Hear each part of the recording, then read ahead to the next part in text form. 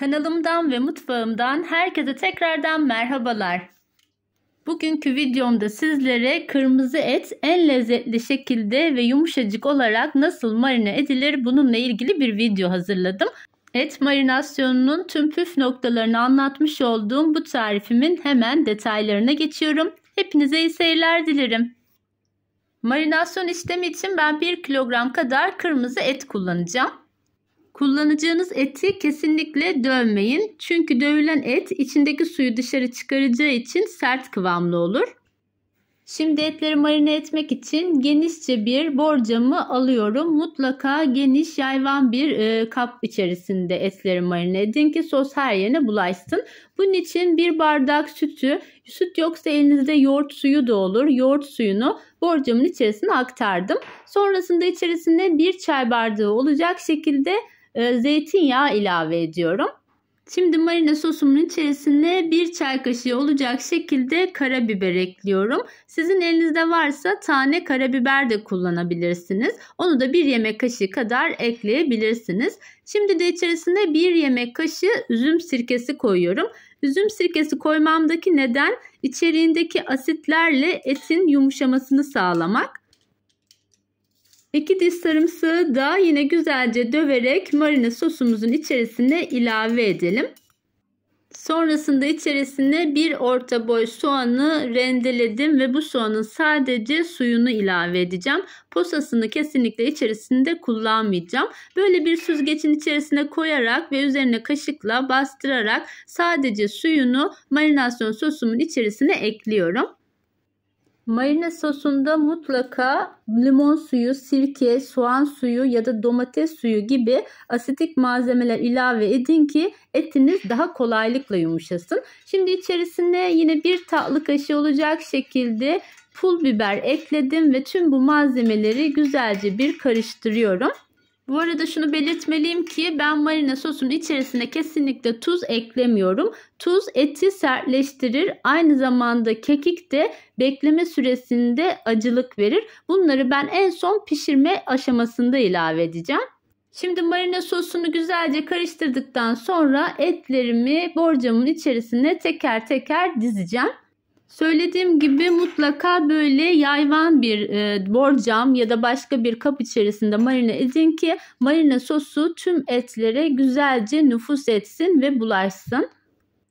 Bu arada şunu da belirtmeliyim ki dinlenmiş bir et her zaman yumuşak olur. Hatta marinasyon işlemi bile gerektirmez. Marinasyon işlemi neden yapılır? Eti yumuşatmak için ve aroma kazandırmak için marinasyon işlemi yapıyoruz. Genellikle eti seven kişiler hiçbir marine yapmadan sadece etin tadını alabilmek adına tuz ve karabiber ya da başka baharatlarla pişirerek etini yemeyi tercih eder. Ama sert etleri yumuşatmak amaçlı mutlaka marinasyon işlemi de yapmak gerekir. Şimdi önlü arkalı tüm etleri çevirdim. Güzelce sosa buladım ve sonrasında şöyle streç filmle borcamın üzerini kapatarak buzdolabına kaldıracağım ve en az 2-3 saat buzdolabında bekleteceğim. Marine ettiğim etleri 3 saat kadar buzdolabında beklettim. 3 saatin sonunda şöyle tezgahın üzerine alarak güzelce yine alt üst ederek ortam sıcaklığına gelmesini sağlayacağım. Ortam sıcaklığına geldikten sonra etlerinizi pişirin. Ben bugün etlerimi döküm bir tava içerisinde pişiriyorum. Ocağın büyük gözünü aldım. Harlı ateşte ocağımı açtım ve iyice kızdıktan sonra etlerimi tavamın içerisine yerleştirdim. Pişirme işleminde etin ortam sıcaklığına gelmesi çok önemli. Ayrıca pişireceğiniz ızgara ya da tavanın kızgın olması da yine önemli bir husus. Güzelce kızdırdım tavaya, etlerimi yerleştirdim. Sık sık çevirmeyeceğim. Böyle 2-3 dakika bekleyip sonrasında kenardaki sostan da yine üzerlerine biraz gezdirerek etlerimi pişirmeye devam ediyorum.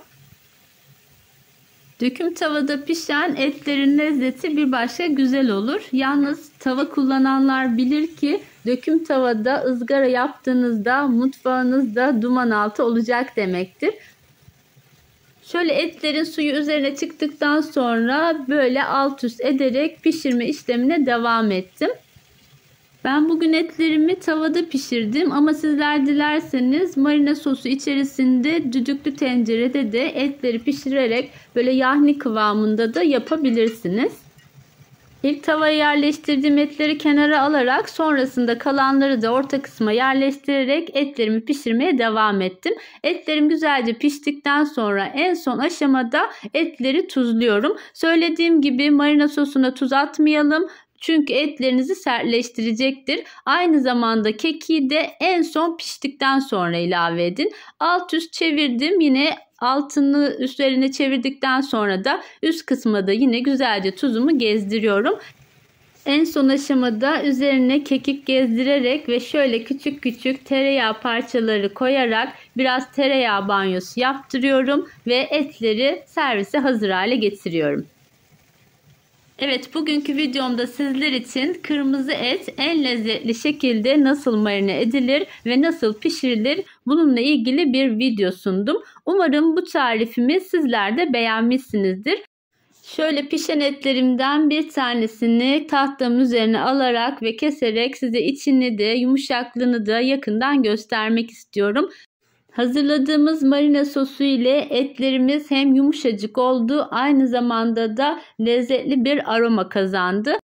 Tam kıvamında yumuşacık ve lezzetli bir et için mutlaka bu tarifimi sizlerin de denemenizi tavsiye ediyorum. Tarifimi deneyecek olan herkese de şimdiden afiyet olsun diyorum. Sizlerden ricam, kanalımı ilk kez bu videom sayesinde izliyorsanız eğer ve kanalıma hala abone değilseniz abone olmayı ve tariflerimden önceden haberdar olmak için de bildirim zilini açmayı unutmayın lütfen. Başka güzel tariflerde yeniden görüşmek üzere. Hoşça kalın, sağlıcakla kalın.